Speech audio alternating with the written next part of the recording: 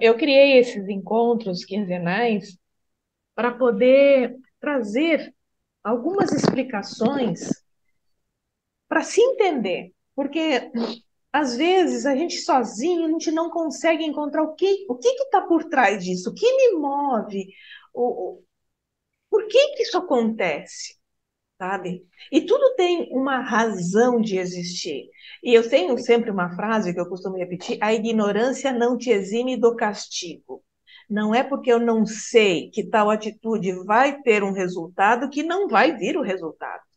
E eu dou o exemplo da criança enfiando o dedo na tomada. Não é porque ela não sabe que não vai dar choque que ela não vai levar choque, sabe? E às vezes a gente erra, mas não é porque quer errar, é porque a gente não sabe que fazendo ou pensando ou agindo vai ter determinadas consequências. Mas eu tenho uma boa notícia, viu? 99,9% das nossas ações e reações não é culpa nossa, porque a gente nem sabe que está pensando, que está agindo e reagindo.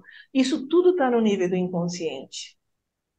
E, e tudo isso que está no nível do inconsciente, eu posso dizer hoje que esse inconsciente é o nosso corpo.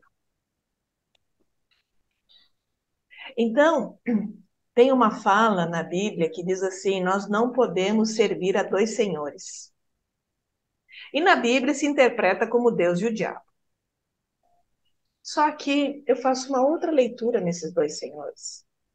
Nós não podemos servir um desejo intelectual se a minha mente inconsciente não está de acordo com aquilo que eu quero conscientemente. Então, se eu quero algo, eu preciso fazer as pazes com o que eu sinto, com o que eu penso. E muitas vezes, o que nos trava de não deixar a gente seguir em frente, o que nos trava de não ter força, né? Eu escuto muito assim: Maria, aqui está tudo, aqui eu acordo de manhã e quando eu levanto da cama, dali um pouco, a minha energia se esvai, eu já não consigo fazer, eu me atrapalho toda, eu não desenvolvo. Por que isso acontece? Porque está existindo uma, um conflito entre o corpo e a mente. Então, nós podemos fazer as pazes, entendendo essa linguagem inconsciente. E os nossos traumas de infância, dos nossos primeiros 5 anos de idade, eles se revelam através da análise corporal, através dos traços de caráter, e também se revelam naquilo que a gente chama de medo, de ansiedade, de angústia, de paralisação, de procrastinação. A gente enfeita com nomes, sabe? A gente tem uma criatividade muito, muito grande para dar nomes àquilo que nós sentimos. Mas a gente nunca parou para pensar o que esses sintomas estão nos falando. E normalmente, todos os sintomas que aparecem, e até alguns são chamados de sentimentos, e eu digo que não é sentimento, é apenas uma reação fisiológica que a gente precisa botar um nome, e foi nos ensinado a dar um nome de medo, de raiva, de ansiedade, de insegurança, mas tudo isso são reações fisiológicas. E todas elas têm uma razão de existir, e a fantástica, é isso que eu quero trazer aqui para vocês hoje. Aprender a linguagem do corpo. O corpo fala? Fala, mas não é aquela linguagem de que se cruza os braços está fechando, se cruza as pernas está fechando, se abre as pernas está se oferecendo, que também é uma linguagem. A linguagem que eu estou propondo hoje é uma linguagem subjetiva, aonde a gente vai aprender uma voz sem palavras. E se vocês quiserem aprofundar, principalmente a Ingrid, que está estudando psicologia, quer aprofundar nesse tema, tem um livro maravilhoso que é Uma Voz Sem Palavras, de Peter Levine. Tá? O que acontece aqui? O nosso corpo está sempre falando com a gente, sem palavras. Só que a nossa cultura, ela não associa o corpo.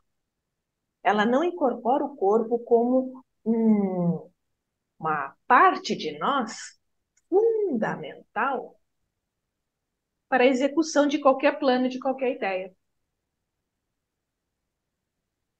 Nós precisamos de um corpo. Porque se você... Eu tenho um primo do meu marido que ele é tetraplégico. Ele só tem a cabeça, ele só tem o mental funcionando.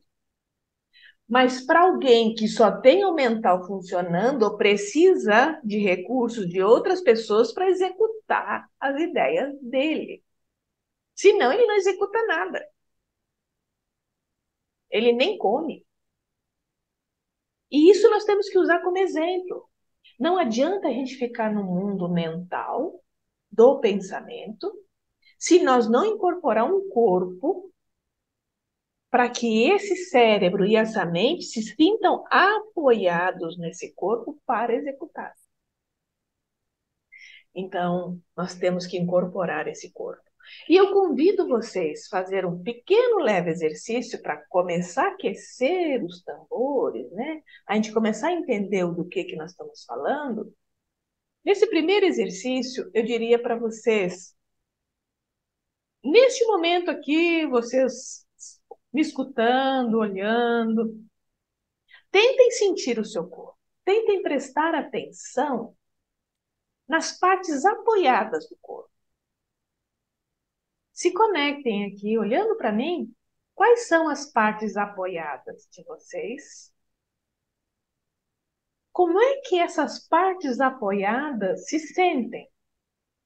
Então, vocês podem se conectar com as costas, quando estiverem apoiadas, os quadris que estão apoiados, os pés no chão apoiados. E prestem atenção como é que é sentir essas partes apoiadas.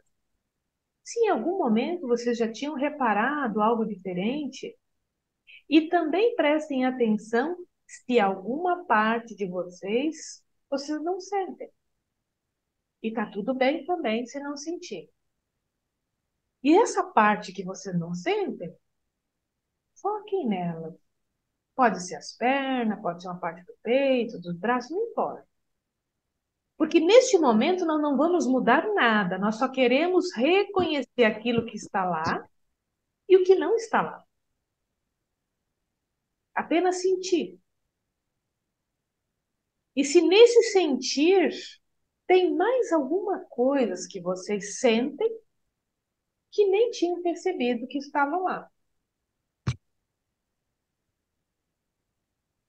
Tem um momento para vocês sentirem como é que o ar entra, como é que o ar sai. Focando novamente nas partes apoiadas. Que sensação vocês começam a sentir que brota através desse olhar que é mental, um olhar mental. É como se nesse exercício a gente estivesse fazendo um reconhecimento da máquina total que nós temos para operar junto com essa mente. Reconhecer um corpo que apoia meus pensamentos, reconhecer um corpo que apoia o meu cérebro, a minha cabeça. O que está apoiando a minha cabeça? Quem está aqui? Tem um pescoço? Tem um ombro? Tem um tronco? Tem uma espinha? Tem uma coluna vertebral? Sente o coração batendo? Prestem atenção naquilo, se é pesado, se é leve, se é desconfortável, se é quente, se é frio. Apenas olhando para esse corpo. O intuito aqui é não modificar nada. Sentir os pés no chão. Se por um acaso vocês sentirem que o pé não está muito firme no chão, eu convido vocês a ficarem com o calcanhar assim no chão, forçando, empurrando ele, para que esse pé sinta que tem chão apoiando ele. Depois vocês podem botar a ponta dos pés, forçando esse chão para sentir esse apoio nos pés. E comecem a fazer uma busca de quando foi que vocês sentiram esse corpo. Se conectando, sentindo.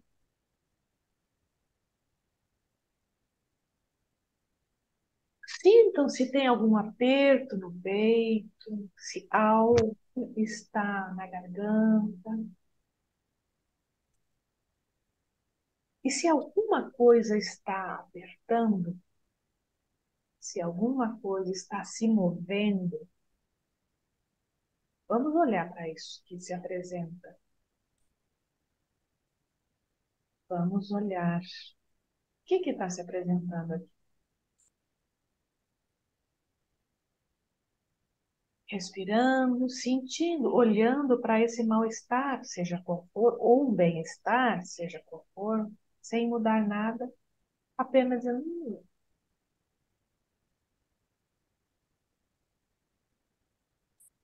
com essa sensação de olhar para si, respirem, acomodando essa sensação a cada respiração. A cada respiração você pode acomodar mais e mais essa sensação.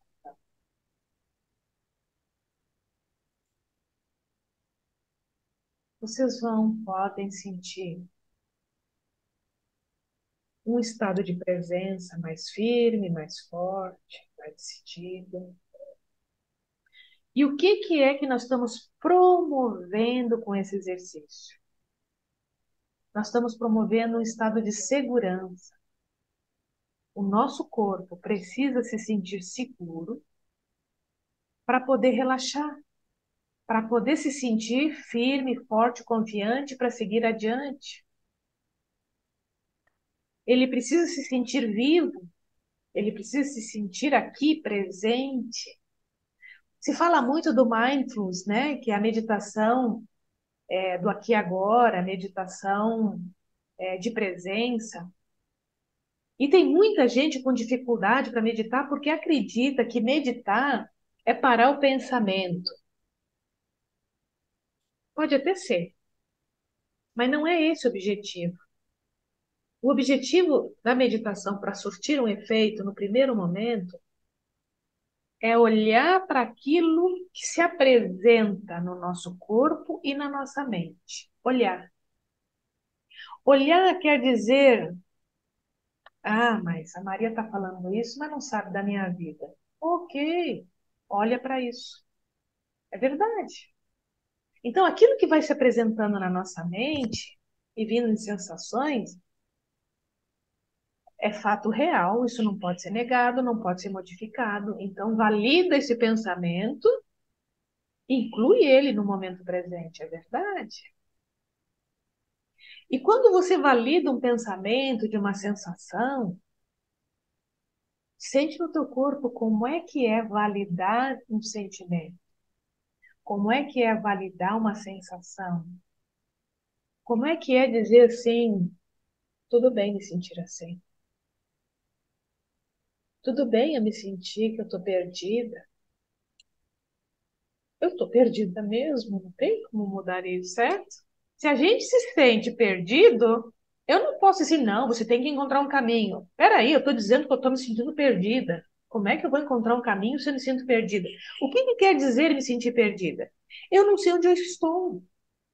Como é que eu vou para algum lugar se eu não sei onde é que eu estou? Imaginem vocês com um mapa na frente de vocês, sem GPS. Imagine você com um Waze sem GPS. Aí, o teu celular não tem internet. E você quer ir para algum lugar sem saber onde você está. Ele vai te mostrar o caminho? Ele vai te dizer qual é o melhor caminho para chegar lá? Não tem como. Então, se você imaginar um mapa de papel, ou um Waze, um mapa no celular sem internet, sem GPS, e você não souber aonde você está, você não vai chegar a lugar nenhum.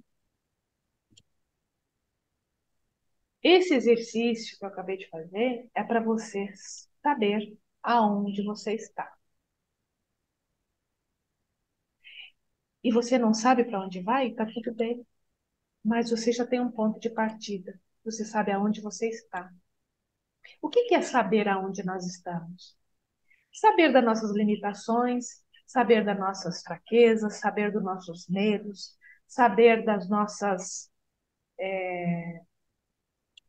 fraquezas no sentido de necessidades que nós não temos, inseguranças, procrastinação, não importa. Tudo que vier e você está sentindo isso, você está se sentindo assim nesse momento, está tudo certo. Não tem nada de errado. Nada, nada, nada de errado. E eu quero que vocês aqui olhem para esse momento vivendo, esse que vocês estão vivendo hoje, agora, e o que vier na mente, concorda. Diz assim, é isso mesmo, é isso mesmo.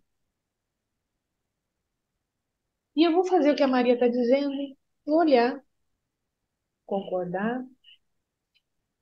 Eu costumo dizer que é assim, ó, imagine nesse momento vocês abrindo a porta da sala de vocês, convidando tudo isso que se apresenta a entrar na sala, convida todo que se apresenta a sentar na sua sala.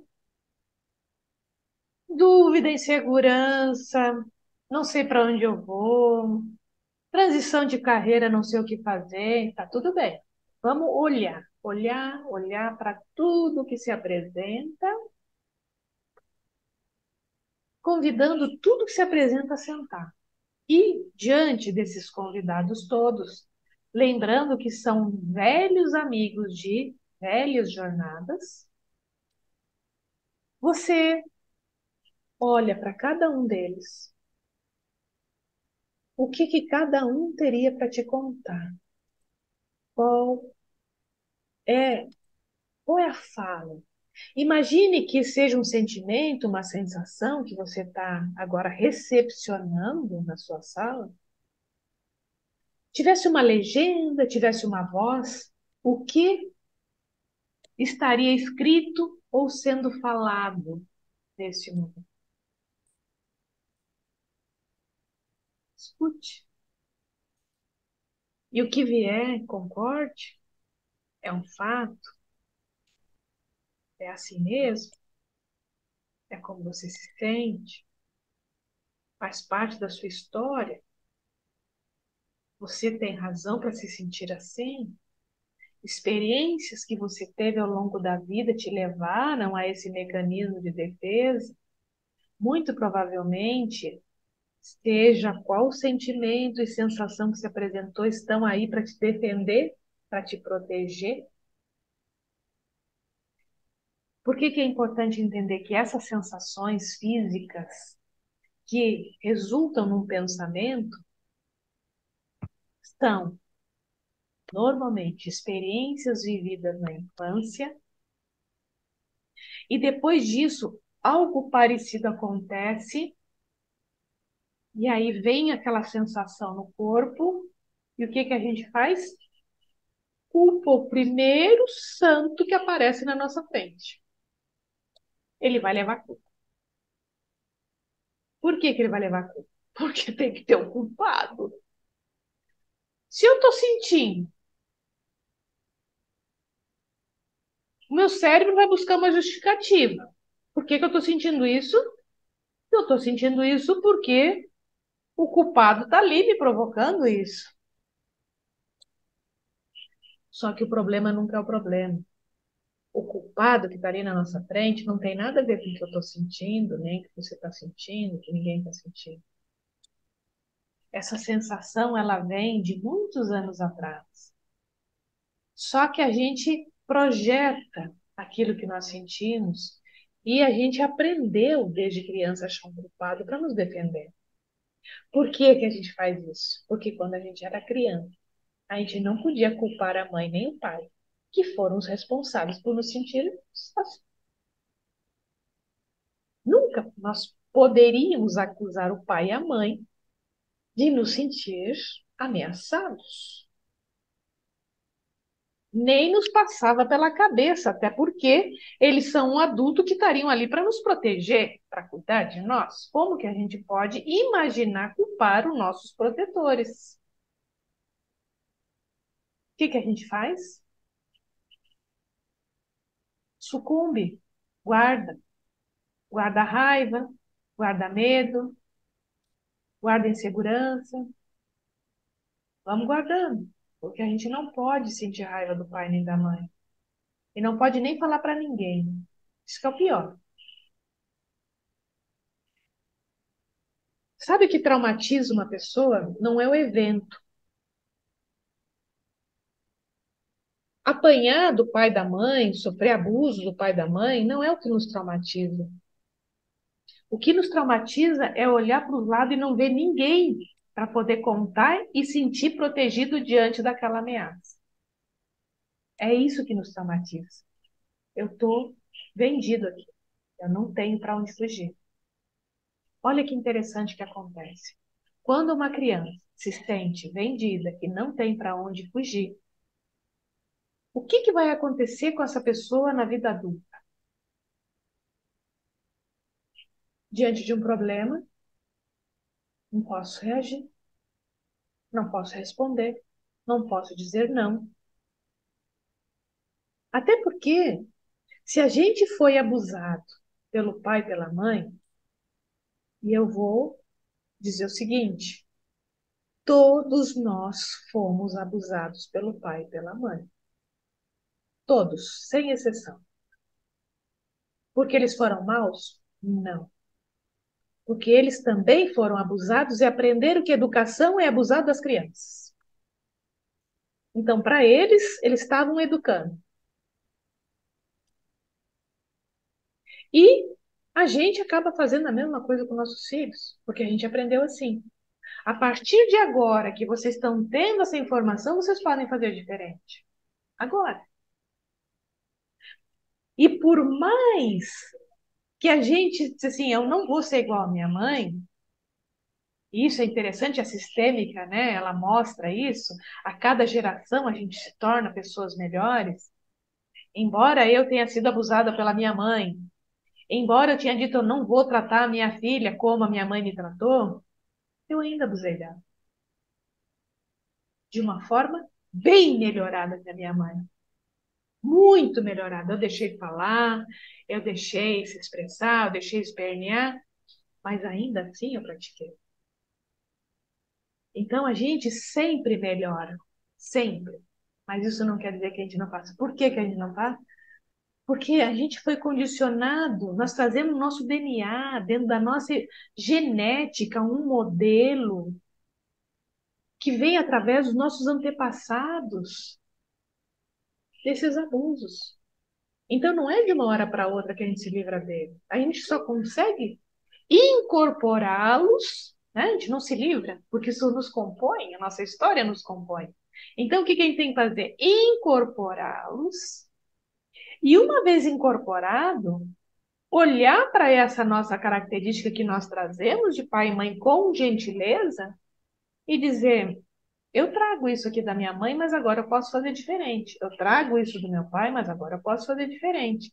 Mas sempre olhando para isso. Por isso que a gente não resignifica e nem retira e nem muda. A gente tem que incluir tudo que nos compõe, daquilo que a gente traz junto com a gente, para a partir daí olhar para isso que nos compõe e aí sim reescrever uma nova história. E quando a gente consegue fazer isso, nós estamos criando uma nova geração dentro dessa sistêmica familiar, liberada desse peso que a gente traz da nossa família de origem. Então, se a gente olha para tudo isso e começa a olhar para a gente, para aquilo que a gente passou, para aquilo que a gente sentiu, tudo tem uma razão de ser. Por que que a gente não se sente apto? Gente, depois que você consegue virar a chave, você, gente, é tão fácil, mas é tão fácil viver, ganhar dinheiro, resolver problemas, mas é tão fácil que de tão fácil que é se torna difícil. Sabe por que que é fácil? Porque o problema não existe. Nada do que nós pensamos existe. É tudo criação mental, justificando as sensações físicas que nós vamos trazendo. Se a gente olha a sensação física e ela vem da nossa criança, se eu consigo salvar a minha criança, proteger a minha criança, aquela que foi abusada lá quando era pequena, hoje eu me torno forte, capaz de fazer qualquer coisa e virar a página. Não quer dizer que o medo não acompanha, que a insegurança não acompanha, mas você olha para ela e se vê comigo. Tá tudo bem. Eu tô segura, sabe? Eu costumo dar um exemplo das dificuldades do adulto e as dificuldades de uma criança. A criança sentar numa cadeira, a cadeira é alta e ela tem que subir de quatro patas até ela se ajeitar e sentar. O adulto só senta e levanta. Se a criança levantar da cadeira, ela cai. O adulto não. Sabe, se a criança está sentada na cadeira, se ela levantar, ela cai de cara no chão. Essa é a diferença. E quando a gente está no modo criança, o medo constante é dar de cara no chão. Por isso que a gente não consegue avançar. Por quê? Se eu sair desse lugar, eu vou dar de cara no chão, o medo de dar de cara no chão. Quando vem essa paralisação, o que está acontecendo comigo? Eu estou no modo criança. Eu não consegui resgatar a minha criança e botar ela aqui, agora, no modo adulto. E essa é uma chave. Quem me conhece há bastante tempo sabe que eu bato nessa tecla e volto com várias formas diferentes. De tempos em tempos eu vou mudando a linguagem, mas o tema criança continua. Por quê? Porque a base é a base. Porque quando a gente sente que alguma coisa está nos aprisionando, quando a gente sente que alguma coisa está segurando, quando eu não consigo sair da casa da minha mãe, quando eu não consigo fazer uma transição de carreira, quando eu não consigo dinheiro, quem não consegue fazer dinheiro é criança. A criança ganha mesada. Então, pessoas que estão ganhando dinheiro estão no modo criança. Adulto faz dinheiro. O adulto diz assim, quanto que eu preciso para ter uma vida digna do jeito que eu quero? O que que eu preciso para minha vida digna? Tem gente que se tem pouco, precisa de pouco, tudo bem, não tem nada de errado com o tanto que cada um escolhe para ser. Agora, o que não pode é uma pessoa que tem sonhos maravilhosos, quero ir para Paris, quero ir para o Egito, quero ir para aqui, quero para lá, mas não quero fazer dinheiro. Então, você quer o quê? Que alguém te dê? Quem quer ganhar tudo é criança. Criança quer ganhar festa, criança quer ganhar celular, criança quer ganhar roupa nova, criança quer ganhar um McDonald's, criança quer ganhar tudo. Adulto vai lá e compra. Ah, mas eu não tenho dinheiro, não vou fazer dinheiro. Adulto, ele pensa como que eu faço. E é interessante, quando a gente acopla esse adulto, porque ele está aí, né? Todo mundo aqui está 35, 40, 50, 60, todo mundo tem idade. Mas o que que tem que fazer? Essa criança emocional que ficou presa no trauma da infância precisa ser resgatada. Ela precisa ser acolhida. E como que a gente faz isso? Olhando para ela. Olhando para ela. Eu sempre falo que o meu maior encontro comigo mesmo foi quando eu olhei para minha Mariazinha e vi ela lá, perdida e com medo, e disse para ela: agora eu tô aqui.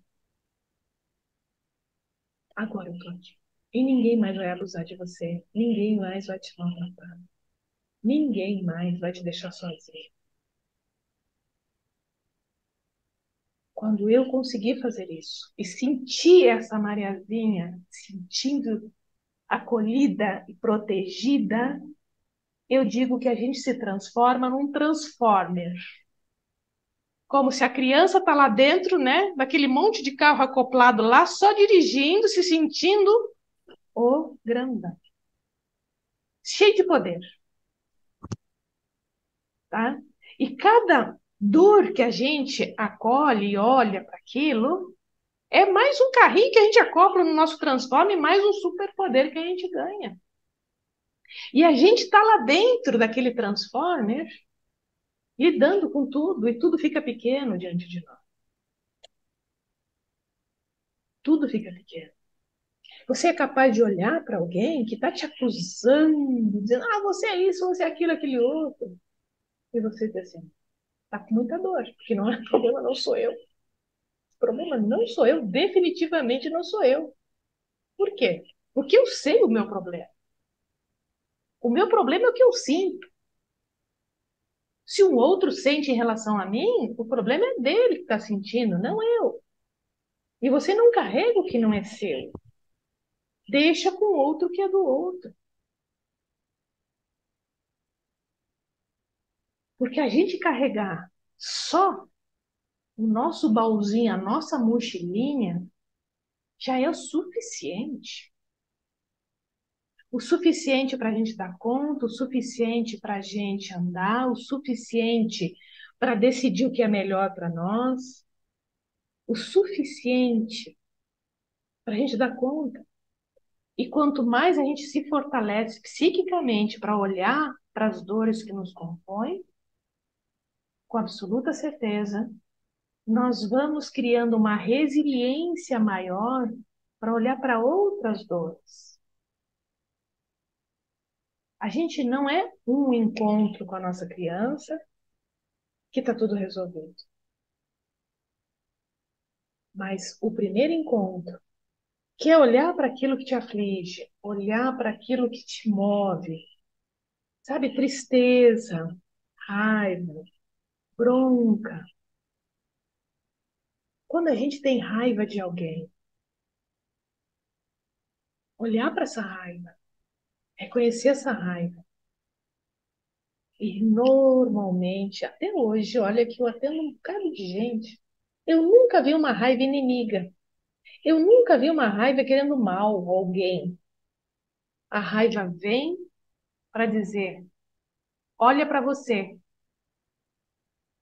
olha para aquilo que você está permitindo, olha para aquilo que você novamente está fazendo com você. Não é do outro que a gente tem raiva. A raiva está dentro de nós, então ela é nossa. É só nós que sentimos, então ela é nossa.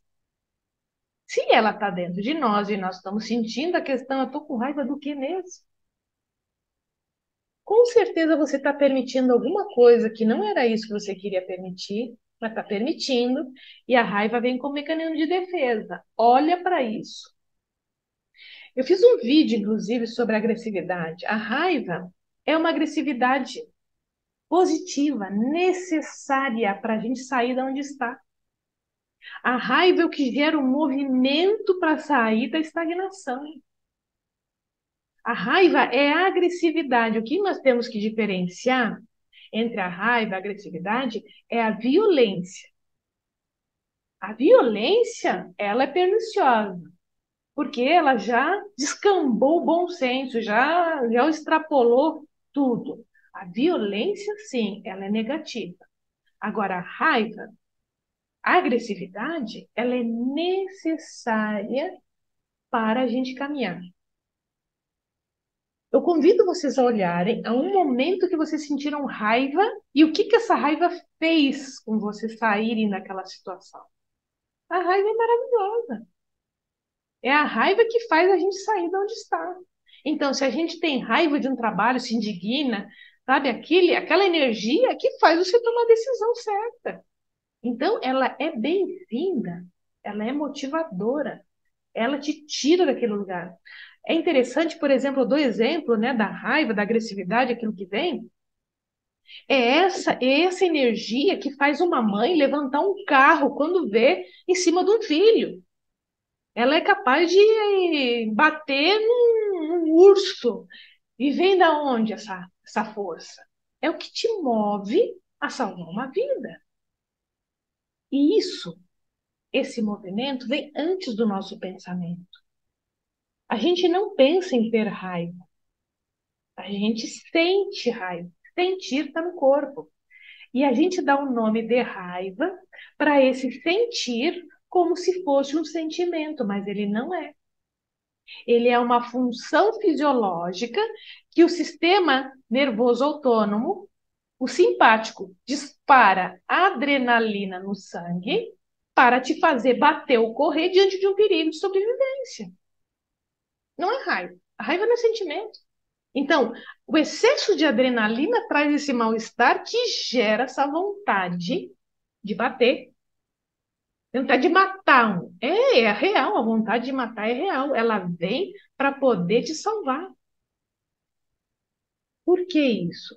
Porque no nosso mecanismo, esse sistema nervoso autônomo, ele está ligado ao nosso cérebro reptiliano, que é a sobrevivência da espécie.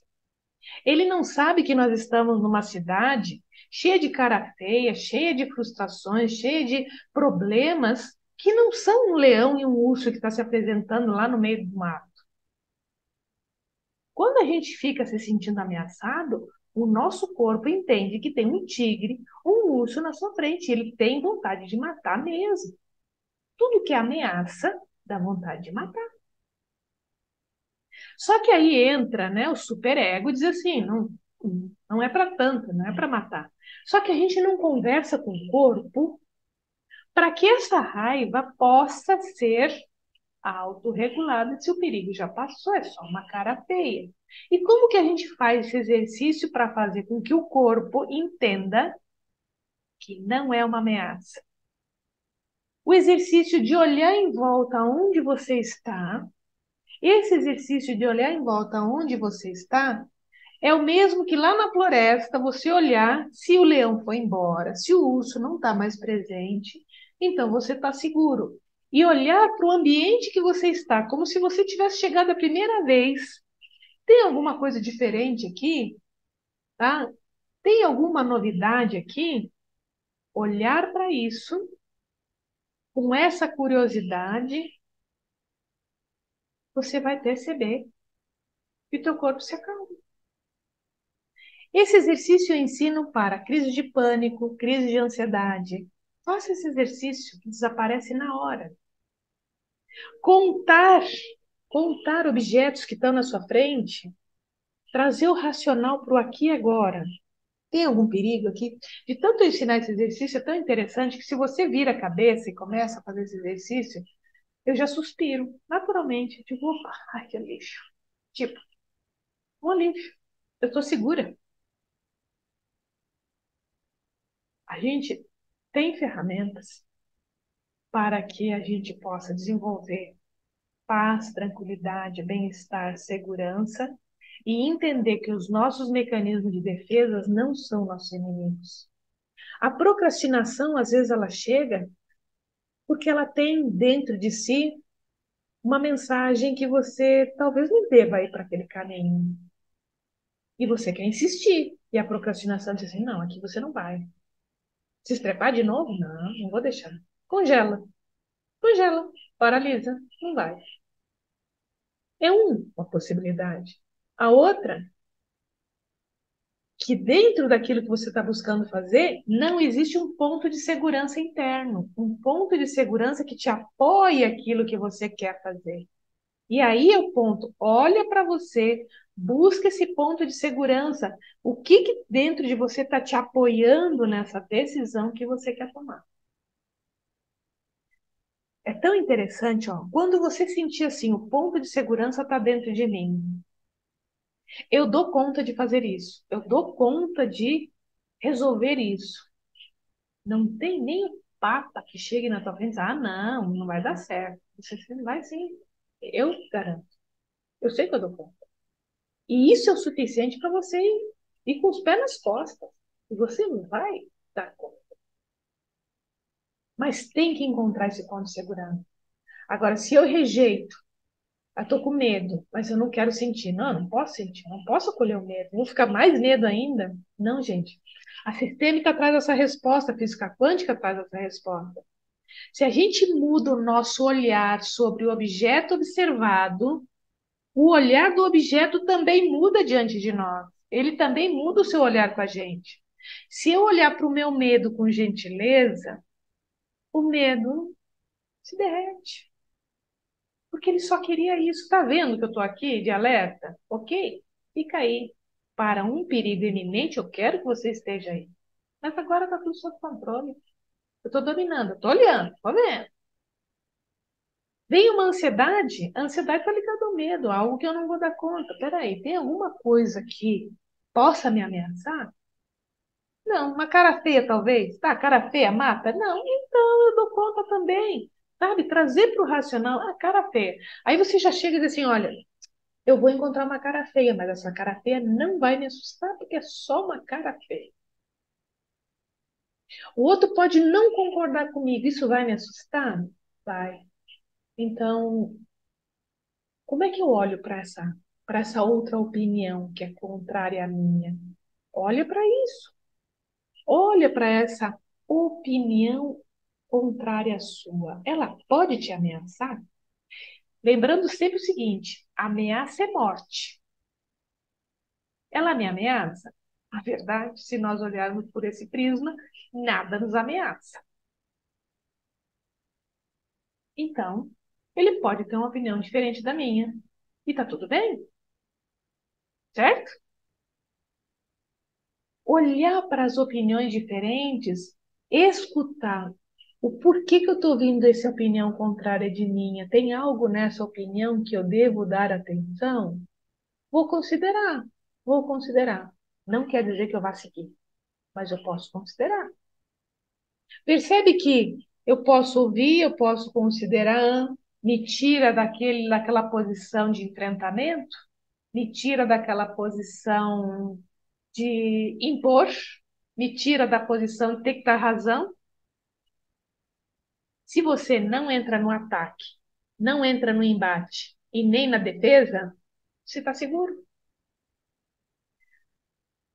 Quanto mais a gente olha para aquilo que nós somos, eu costumo falar, mais gentis nós nos tornamos com a gente mesmo. Quanto mais gentileza a gente usa com a gente mesmo, mais gentil nós somos com os outros. Gentileza gera gentileza, é fato. Amar o próximo como a ti mesmo é fato. Só que ninguém se ama, porque eu vejo todo mundo com chicote, né?